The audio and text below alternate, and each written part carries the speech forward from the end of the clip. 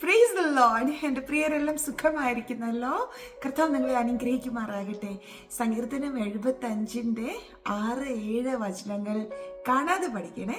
അവിടെ ഇങ്ങനെ എഴുതിയിരിക്കുന്നത്, കിഴക്ക് നിന്നല്ല, തെക്ക് നിന്നല്ല, പടിഞ്ഞാറ് നിന്നല്ല ഉയർച്ച വരുന്നത്. ദൈവം ന്യായാധിപതിയാകുന്നു. അവൻ ഒരുത്തനെ താഴ്ത്തുകയും മറ്റൊരുത്തനെ ഉയർത്തുകയും ചെയ്യുന്നു.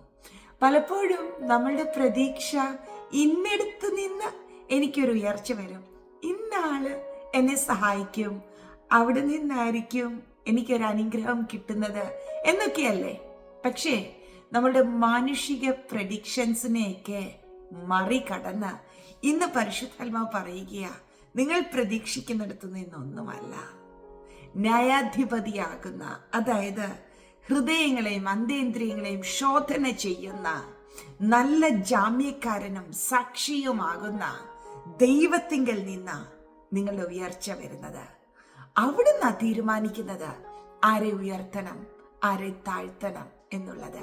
പ്രിയ പൈതലേ, ഈ ദിവസങ്ങളിൽ മാനുഷിക മുഖങ്ങളിലേക്ക് നോക്കാതെ, അവരിൽ ആശ്രയിക്കാതെ, നിങ്ങളുടെ ആശ്രയം മൊത്തം കർത്താവിൽ ഒന്നാക്കിക്കേ.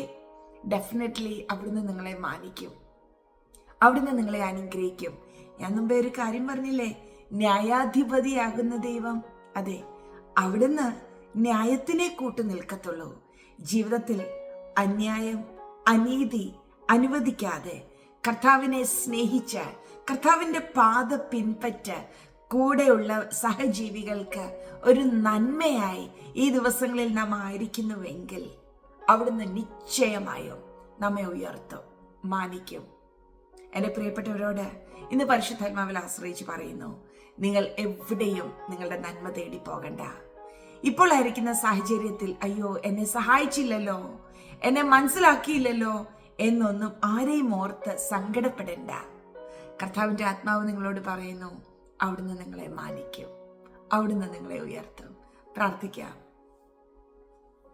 പരിശുദ്ധ പിതാവേ, ഞങ്ങൾ അങ്ങയെ സ്നേഹിക്കുന്നു, ഞങ്ങൾ അങ്ങയെ ബഹുമാനിക്കുന്നു. അപ്പാ, ഞങ്ങളുടെ ഉയർച്ച, ഞങ്ങളുടെ നന്മ, ഞങ്ങളുടെ അനുഗ്രഹം എല്ലാം അങ്ങിൽ നിന്നാ വരുന്നത്. ഹല്ലേലൂയ. നന്ദി കർത്താവേ.